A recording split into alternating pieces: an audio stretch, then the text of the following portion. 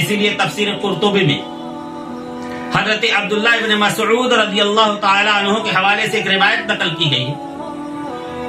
کہ عبداللہ ابن مسعود رضی اللہ تعالی عنہ فرماتے ہیں کہ لا تعادوا نعم اللہ، اللہ کی نعمتوں سے دشمنی نہ کرو۔ قیل لہ من یعادی نعم اللہ،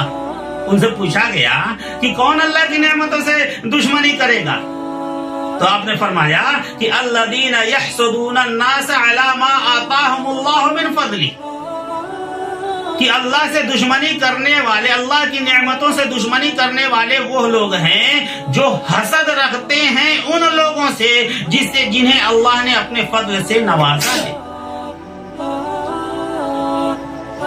اور اسی میں یہ بھی روایت نقل کی گئی ہے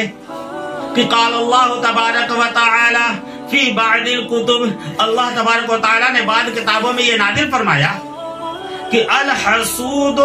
عدو نعمتی، کہ حسد کرنے والا میری نعمتوں کا دشمن ہے، متسخط بقضائی، اور میری تقدیر پر ناراض رہنے والا ہے، وغیر راض بقسمتی، اور میری تقسیم پر راضی نہیں ہے۔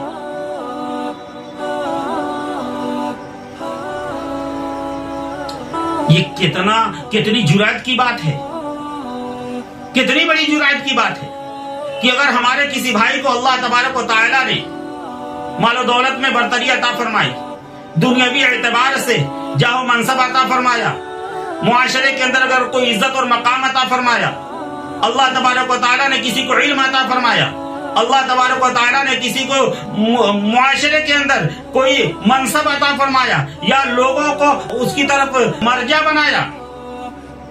یا لوگ کسی شخص کو عزت و احترام کی نگاہ سے دیکھتے ہیں، تو ایسی چیزیں ہمیں ہضم نہیں ہو پاتی، ایسی چیزوں کو ہم پچا نہیں پاتے، اور نتیجہ یہ ہوتا ہے کہ دلوں کے اندر حسد کا مادہ پیدا ہوتا ہے۔ اور حسد جانتے ہیں، یہ حسد وہ خطرناک مرض ہے کہ ہم نے 5 وقت کی نمازیں پڑھی، پورے رمضان کے زندگی بھر روزے رکھے، حج بھی کیا، قرآن کی تلاوت کا بھی معمول ہے، صبح شام کی تسبیحات کا بھی معمول ہے، اللہ کے نیک اور صالح بندے بنے ہوئے، لیکن دل کے اندر حسد کا جو کینسر ہے وہ ان تمام نیکیوں کو کھا رہا ہے،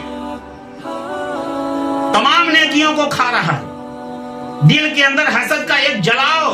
الاؤ روشن ہے، جل رہا ہے۔ ان الحسد تأکل الحسنات کما یأکل النار الحطب، حسد نیکیوں کو ایسے ہی کھا جاتا ہے جیسا کہ آگ لکڑی کو کھا جاتی ہے۔ اللہ کے رسول صلی اللہ علیہ وسلم نے ایک مرتبہ پوچھا کہ تم میں سے سب سے زیادہ مفلس کون ہے؟